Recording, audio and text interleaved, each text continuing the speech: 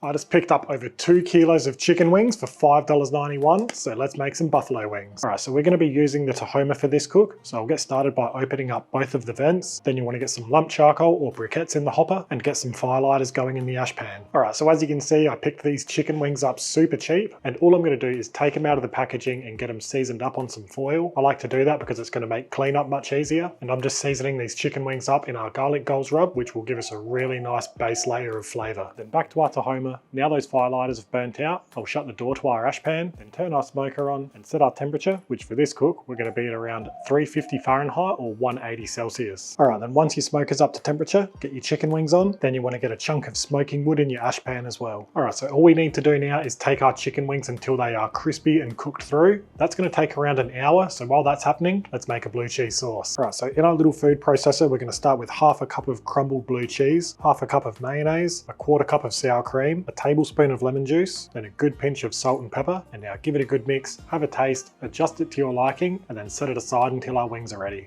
Alright, and after around an hour, our chicken wings are crispy and cooked through. So what we'll do now is shut our lid and get our buffalo sauce ready, which is just a 148ml bottle of Frank's Red Hot, and that's their buffalo wing sauce. And what I like to do is just add a tablespoon of butter to it and a splash of Worcestershire sauce. Then we'll get it in our smoker until that butter melts and our sauce is heated through.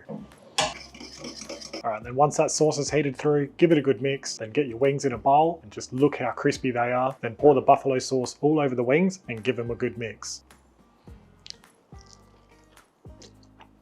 Well, there you have it. That's how to make buffalo wings with a blue cheese sauce. If you've got any questions, don't hesitate to ask them in the comments below. And if you enjoyed this video, give it a thumbs up and subscribe to our channel so you don't miss our next videos. But for now, that's the end of this video. I'm going to go enjoy the rest of these wings. So thanks for watching, and I'll see you in the next one.